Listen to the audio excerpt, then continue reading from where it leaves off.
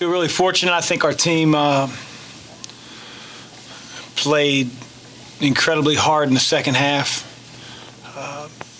We cut down our turnovers to only have 13 for the game after having 11 at halftime.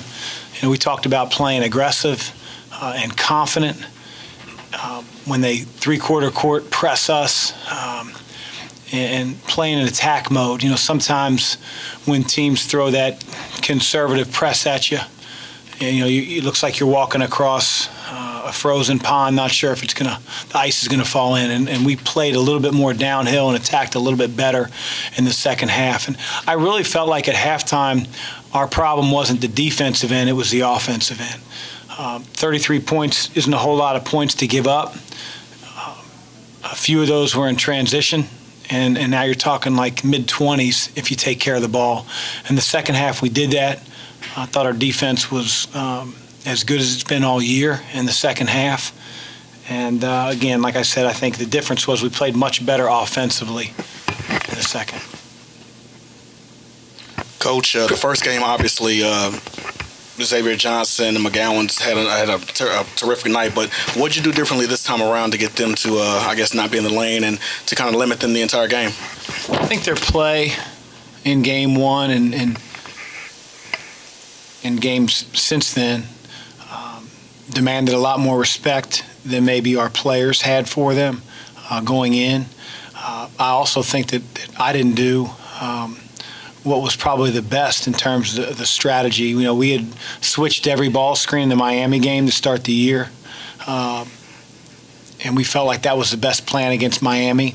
And then thinking that was, hey, that should be the plan for Pittsburgh because it worked well, probably did our players a little bit of a disservice. So we did adjust our pick and roll defense. I thought they made some good adjustments as well. I thought their guards are big. I see over the top of our guards when the roll man's not open, they were spraying that weak side pass when we weren't giving up layups on the roll. So it puts you in tough positions. But again, I think that by and large we kept those two guys out of the lane as well as you can. And they're really good players. I know they're freshmen. They should be seniors, which is even scarier. But physically they're mature enough to be juniors and seniors when you look at their body. And Coach Capel has those guys playing extremely confident, downhill, attacking. So they're tough to deal with, and we're not the only team that's had problems. Pitt was up 39-38. What sparked that run for you guys? I think our defense, again, I go back to what I said in the very beginning of the press conference. Our defense was probably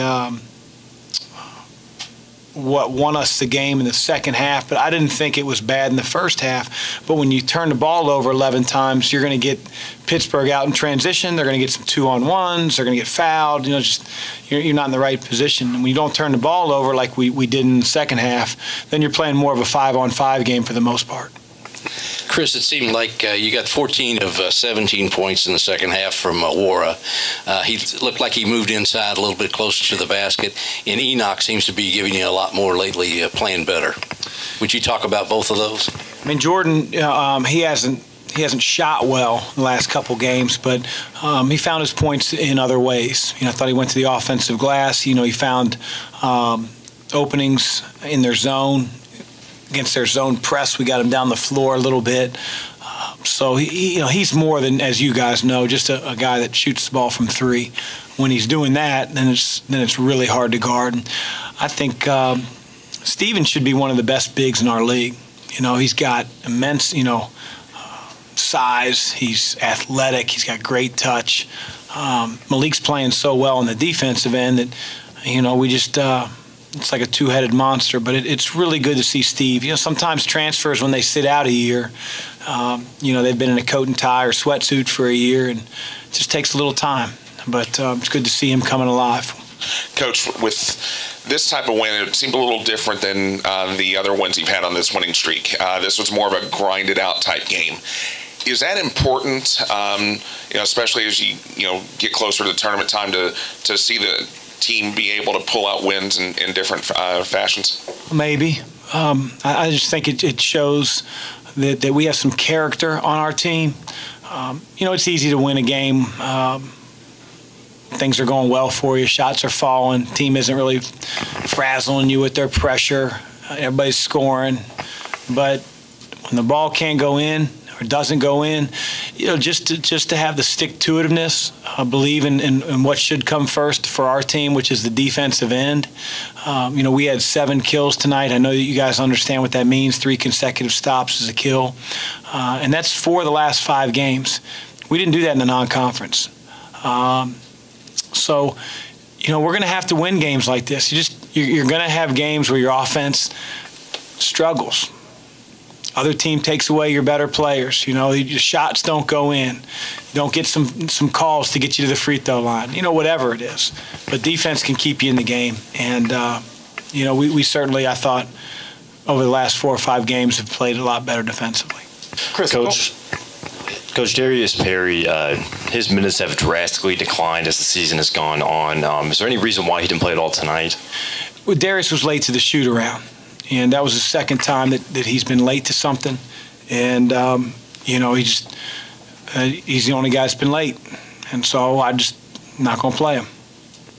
Chris, going into the season, did you anticipate at all using Enoch and Williams the way you are and getting that much out of both of them, or what were your thoughts on that? Well, I don't know who else would have played the center position. They're different, so we have to be cognizant of that when we're on offense. Defensively, it doesn't matter. They're going to be asked to do the same thing. We're all reactive to whatever the team's running that we're playing. Also, whatever personnel they throw out on the floor, we can't control that. But we can control how we use them offensively. And Steven's different from Malik. They both have a really good shooting touch.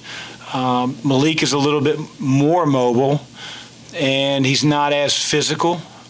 He doesn't seal and carve out space as well as Steve. So we can't just think that the one drop-back quarterback is out, let's put the other drop-back quarterback in. We have to be able to change our attack and how we use them.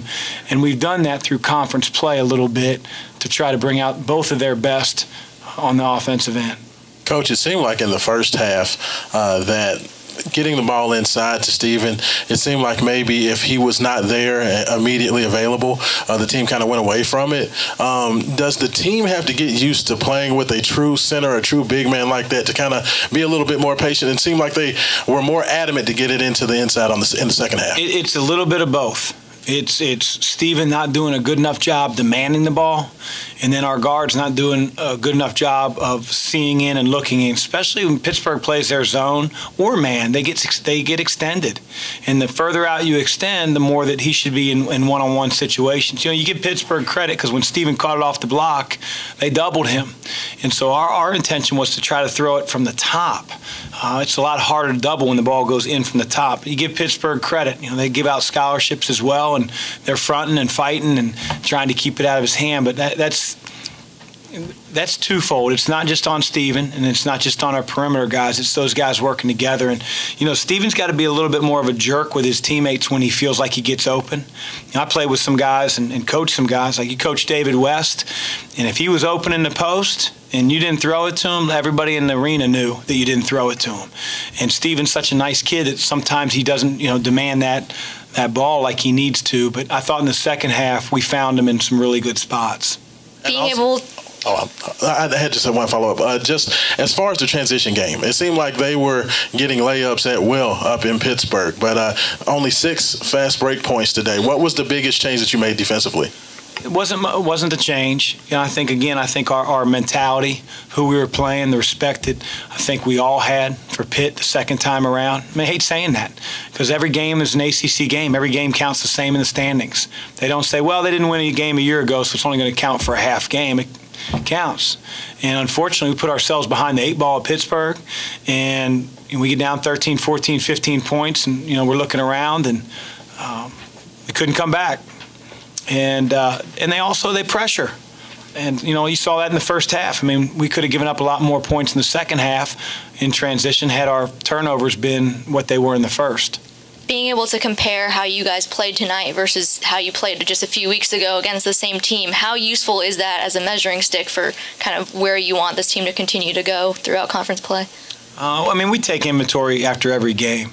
I know that this is the same opponent, but we all are continuing to try to improve and grow, and I do think that we did some really good things against two things that we didn't do very well at Pitt. I thought our attack versus their three-quarter court press was much better. Our attack versus their zone today was much better. So that's an area of growth. And we need to grow in all areas, but it's hard to grow sometimes when you don't see those things. We haven't seen a lot of three-quarter court presses until the last couple games. We haven't seen a lot of zone. You got Ryan McMahon out there, and you got Jordan Moore out there, and 5 men that can shoot it. Not a lot of teams want to zone you. So hopefully we've made growth in those two areas. Coach, just to follow up on the Darius Perry question, you said that he's been the only one that's been late this year. How concerned are you with Darius? What do you think's going on with him?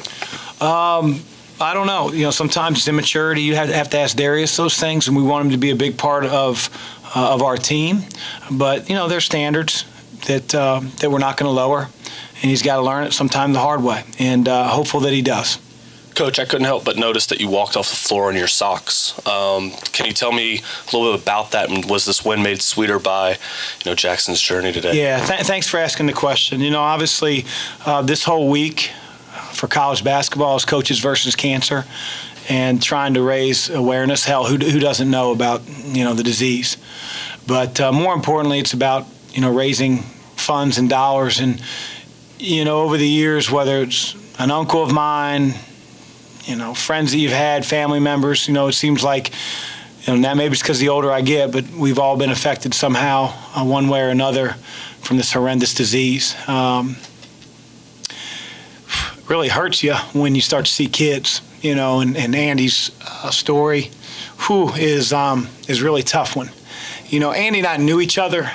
It wasn't like we were boys. I know we went to the same high school, but we would text from time to time, and I heard through a third party that, hey, his son, has brain cancer. And then it was like a few weeks later he'd passed away, and it was, I can't imagine what the Kettlers have gone through. So we all wore, as you guys know, Matt Stebbins, our equipment manager, did a great job I don't think he personally did it, but got him logo that says Jackson's Journey, which is their foundation they started, to raise money for Jackson's specific type of brain cancer. And so I thought the least I could do is maybe sign the shoes. I think we're going to get our players to sign the other one. I put 4 people I don't even know in our suite for the Duke game.